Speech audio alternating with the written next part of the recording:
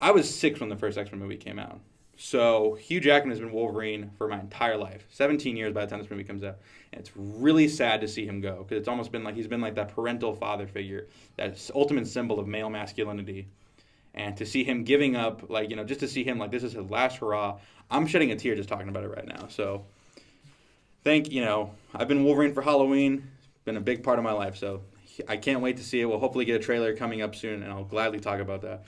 Speaking of trailers, we have the trailers for from the mind of Key and Peele, Jordan Peele, Get Out, a horror movie, mind you. You didn't thought you'd see that from that comedic voice, but the trailer is like a weird cross between Stepford Wives and Guess Who's Coming to Dinner. Which, when you put those two great movies together, and when I say Stepford Wives, I mean the original, not that remake. If you remember that remake, first of all, Get Out. But anyway, Guess Who's Coming to Dinner and Stepford Wives put together in a horror film, basically about a young black man who goes with his white girlfriend to this community where it seems like all the black people are disappearing or like coming back in this really creepy way. It looks so scary. Like when I saw the trailer, I didn't know what to think of it when I first heard it. When I saw the trailer, I was like, I need to see this right now. This is just call it Get Out to the theater on February 24th and go see this movie because it looks that awesome.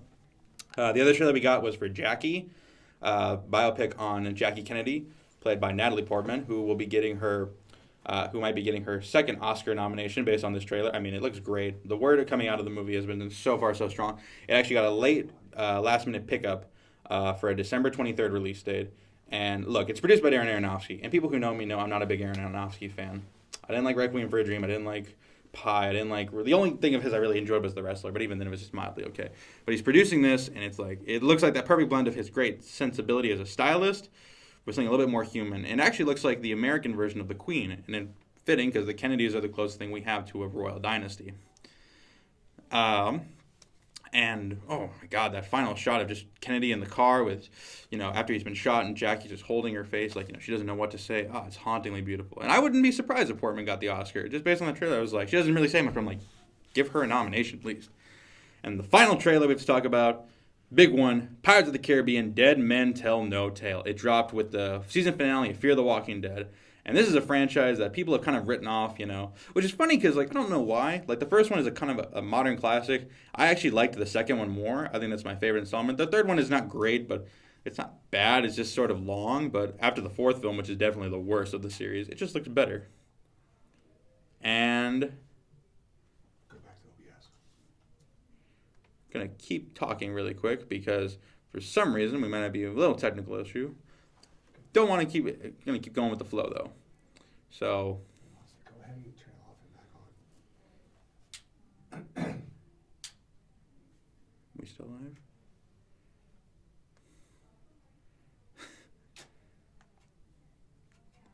The camera's become self-aware. Okay, transition back to him. It's going to terminate. I've seen enough Terminator movies. Okay. All right. So like I was saying, Pirates of the Caribbean trailer. We didn't know what to expect from this one. And it looks, the minute it starts, it brings you back to that feeling of the first one. It's very dark. It's very haunting. It doesn't have the big action adventure feel, but it's sort of more horror movie vibe that we got from the first film. We have a ghost captain, this time played by Javier Bardem. And the last time Javier Bardem stepped into the big franchise as a villain, we got Skyfall. And he was pretty awesome in Skyfall, even if he was just doing the Joker. But the trailer looks haunting, and it kind of plays like Force Awakens, where Jack Sparrow is treated as this legendary figure. We don't see Jack at all in the trailer, but we hype him up. And that's kind of refreshing because, we got a little bit too much Johnny Depp in the last one, so it's kind of good to play his role down a bit. And just that, I have a theory right now. The kid in the trailer that he's talking to is the son of Will Turner and Elizabeth Swann. Just calling right now. He's even wearing the same necklace. We still going live or? You're not on camera. Not on camera? Can they still hear me though? That's the point. The world can still hear me. Well, everybody, while they can still hear me, I'm going to let you know. Son of Will Turner and Elizabeth Swann. He is wearing the same necklace as Will wore in at World's End. And it would be continuity-wise, it would play off the themes of it being like the first film, where you have a Turner boy looking for his father, and Jack Sparrow having known said elder Turner. So it's like a good rhyming scheme of the first Pirates of the Caribbean movie. So that's it for trailers. When we come back and we get the live footage, we're going to run right into our review. of Luke Cage and the Magnificent Seven. Just keep talking. All right. I guess while we're waiting, I will talk about some things that are currently that pilot for Westworld premiered on HBO. Really good. I didn't know what to expect from it. And the fact that it was so good that HBO put it online for free for everybody to see it, even if you don't have an HBO account. They're that confident in the show that they think that putting it online, the pilot episode, will get people to buy a subscription. So check it out. It's really captivating. Great blend of science fiction and Western, and unlike most Westerns, it uses heavy shadows, which implies something cold and more science fiction element to it. All 10 seasons of Smallville are on Hulu. Come on, guys, we're living in, what's essentially the golden age of superhero television, but let's look at the show that pretty much launched it. And before Arrow, before Flash, we had Smallville. And, God, it's hard to believe it's been 10 seasons, and that was 16 years ago, 15 years ago. Oh, that makes me feel kind of old. I remember watching that show. That show started when I was started in, middle school, not even middle school, elementary school. I remember my dad watching that show. And then, what else? Let's see. Obviously, Halloween's coming around the corner. All the Halloween movies are coming on Netflix. Nightmare Before Christmas, they just put on, which, that's a holiday classic, just like Rudolph the Red-Nosed Reindeer. For those of you who cannot see but hear laughing, that is my guest, who we're going to get to in a moment after we get through a quick review of Magnificent Seven and Luke Cage. Also, Iron Fist was just announced, has a premiere date of March 24th, 2017. Good luck. All right, everybody. So now we got the footage back. Sorry about that slight hiccup. Recording live is a difficult thing. Very interesting. But the people behind the camera are great. The professionals. They got us back on. Thank you, Karina, Kevin, and Kyle. Now, we're going to do a quick rundown of the reviews. Magnificent Seven. More like Adequate Seven. It's not bad. Don't get me wrong. After Mrs. Peregrine, everything would be better. And, it's fun. And that's all you can really ask for. Westerns for the past 20 years, pretty much actually more than 20 years, ever since The Dirty Dozen. And then, obviously, Unforgiven, the Western has always been about deconstructing, because it's a real point in history. But you kind of miss and long for the days of the old-fashioned John Wayne Western, where it was just kind of cool to be a cowboy. It was fun to have action and adventure and excitement, and they were mythic heroes. That's what this Magnificent Seven is. It's, it's basically a modern day. It's taking a cowboy movie and telling it as a superhero story. A wider range of different people from different backgrounds coming together to fight the bad guys, and it's a good old fun time. Got Denzel Washington, who carries his star power with him. There's a moment in that movie when he walks out, and you can feel 30 years of Denzel Washington being Denzel Washington with him. And he comes out, it's like no other actor could have played this role. If you gotten Tom Hanks or Tom Cruise, who are movie stars in their own right, but they wouldn't have carried that power and nobility with them. When Denzel walks out, it's Denzel walking out, and he's going to kick some ass. So Magnificent Seven, I enjoyed it. It was fun. It wasn't great, but it wasn't they didn't go too silly like they did with Wild Wild West or Jonah Hex, and they didn't go too serious like they did with Assassination of Jesse James by the coward Robert Ford. And yes, I said the whole title because it's worth it, because it's a good movie. So Magnificent Seven, if you haven't checked it out, check it out. It's worth it. It's a good fun time. It's like a summer movie coming out in late September. And then finally, Luke Cage, premiered on Netflix. I binge watched the whole series in 3 days. I was up till 2 in the morning on Sunday to finish it up. Great start. I think like a lot of the Netflix shows, it has the basic problem that it's 4 episodes too many. I don't think you need 13 episodes for it. It tries to stretch basically one plot into that many episodes, and you kind of get scenes that are redundant or repetitive. The villain twist at the end of the 8th episode is really what kind of kills it. They set up this one great villain, Cottonmouth, and then switch focus to a new villain. I'm not going to spoil it, but it just kind of killed the momentum, and it's a villain of trying to be too much at once. It doesn't have the focus that, say, Kingpin or Kilgrave had in Jessica Jones and Daredevil. And like Daredevil, it has the problem of has a great start. It starts out so strong. And kind of in the middle or the end starts to fall apart under its own weight. Jessica Jones is the only one that's held it completely through all the way. But like Jessica Jones, and I think it's to Luke Cage's credit to maybe where Daredevil doesn't have it, it's trying to say something, and it uses a comic book character and uses the roots of that comic book character to say something about the world we live in. And I think now more than ever, we need a hero like Luke Cage. I think the creator said something about the image of a bulletproof black man in a hoodie is a powerful image for today. And Luke Cage says something about the history of Harlem, the history of race relations in our country, and uses that hero as a message. And I think it's really important. And that in and of itself makes Luke Cage worth checking out. Also, probably the best soundtrack of any television show. Totally check it out. A mixture of hip-hop, R&B, and jazz and soul music. So great. So, guys, that's my review of everything going on in Hollywood. But like the point of this show is that we bring on local talent because, like I always say, people are making movies all over the world, not just Hollywood. And there are a lot of talented individuals who are in Arizona, and my point is to highlight them. And this one is actually sort of like a Luke Cage or a Defenders type thing, where we've been building him up for a while because we've had two people who actually worked on the movie we're talking about on this show already. Janet Salas and Lucy Owens, who have been my guests before, have worked on this film. And today we have the big man, the boss, the creative mind. Please welcome with me the director and co-writer of the movie Postmarked. Please welcome with me today, Gene Ganssle. Hi, Richard. So glad to be on here with you. You're like an encyclopedia of how you just can talk about this stuff just nonstop. Working through the technical difficulties. Very nicely done. And I'm glad to be here. Thanks so much. Well, thank you for coming on here. I wanted you on here since we started this show because I remember hearing about Postmarked because I had a lot of friends who worked on it. And I remember I've had for those of you who don't know, Gene is a professor at ASU. I've had him for 2 classes, so it was interesting to see him as the professor and then just outside of class. So I Gene, can you tell us a little bit about Postmarked?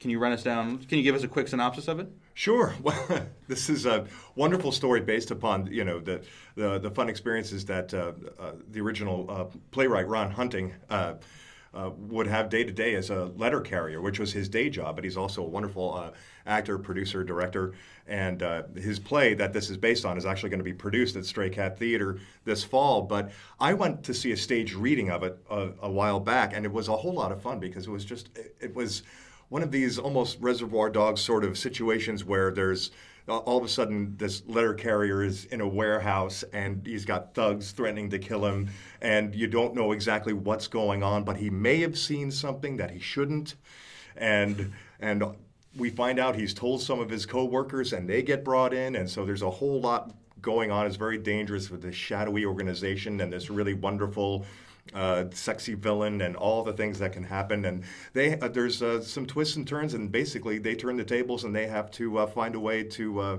make a deal and save themselves. Oh yeah, that twist. So it's a whole lot of fun, and it's very funny. Oh, it's so funny, and that twist at the end was so. I'm not gonna spoil it for anybody if you haven't seen it, but that twist was.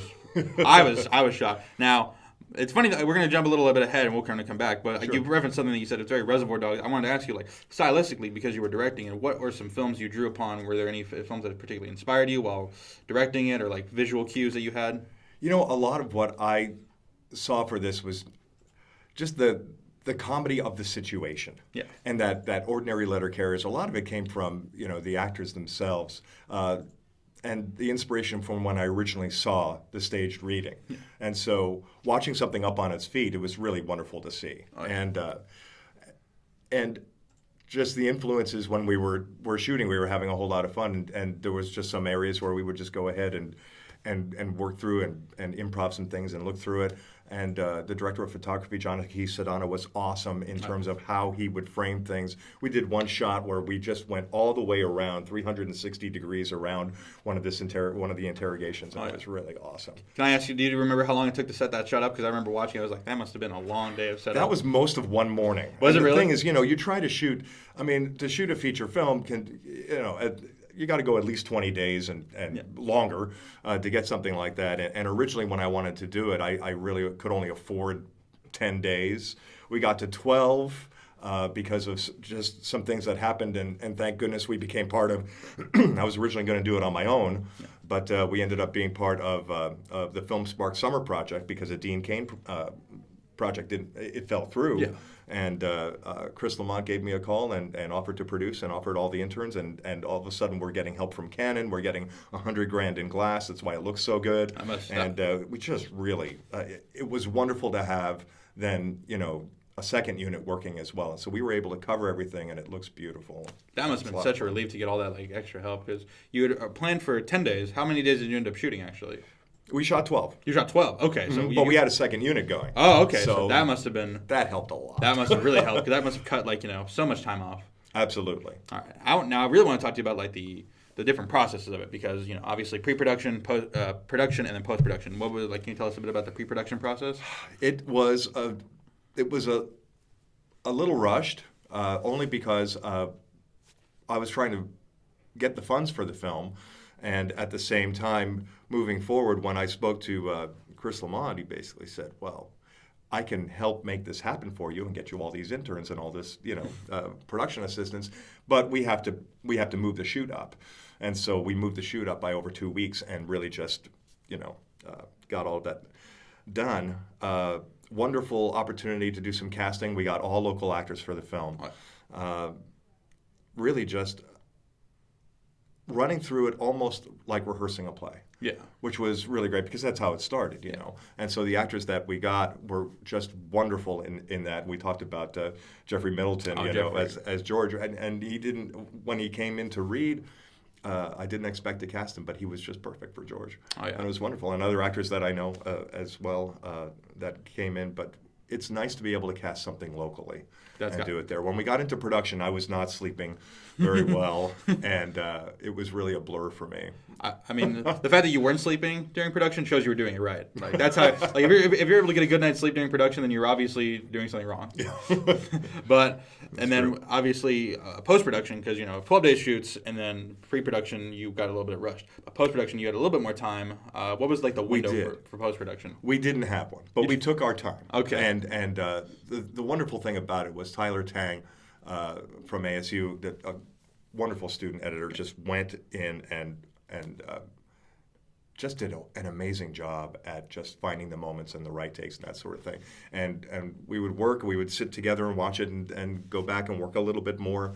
But the thing for us is we still had to get it done a little bit faster than I would have liked, because the thing about it is we're doing this for Ron Hunting, who is the original writer and has ALS. And this became a community project where we're donating half the proceeds of release of the film toward ALS research at the Hunting's direction.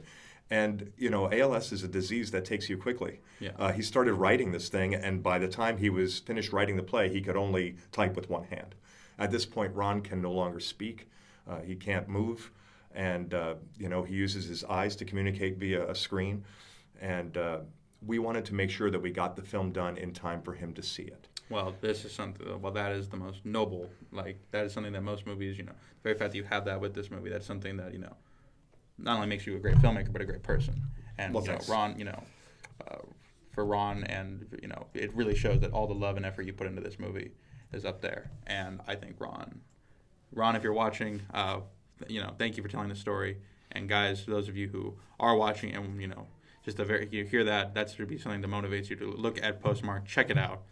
And it's something that, how many movies can you say have that, worthy of something behind them? This isn't just about making money or getting someone famous. This is about something for real importance for ALS. Yeah, we call it a comedy for a cause. And so Postmarked movie on Facebook, we got the trailer up there. We had a wonderful world premiere at the Phoenix Film Festival as a showcase film.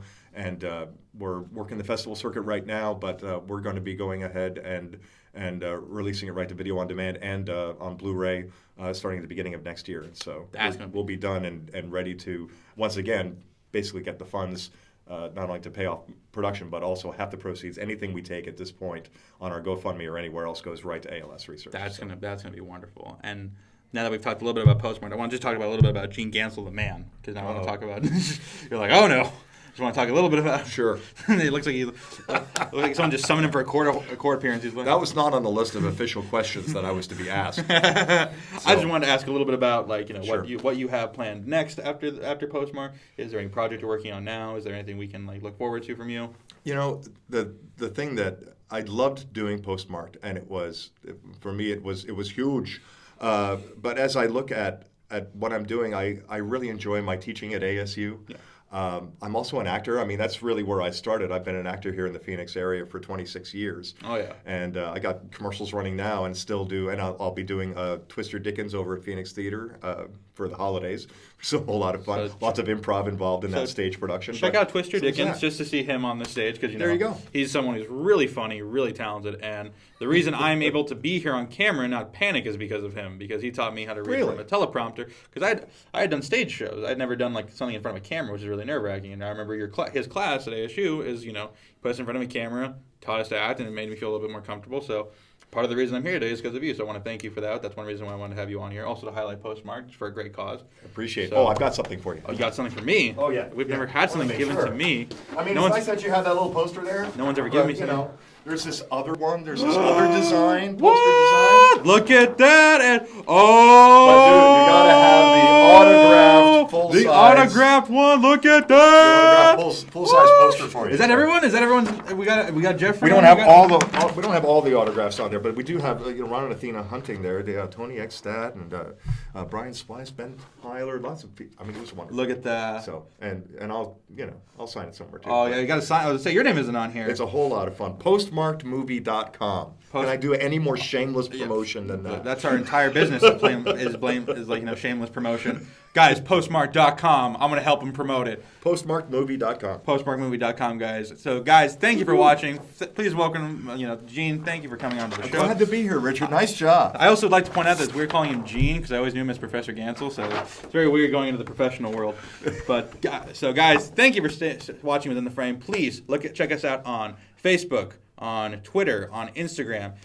And please click that subscribe button if you want to follow me on Twitter. Please follow me on Twitter at RLFink94. And I just set up an Instagram post. You can catch up on movie news or anything you want from me on there. Same Instagram name is also RLFink94.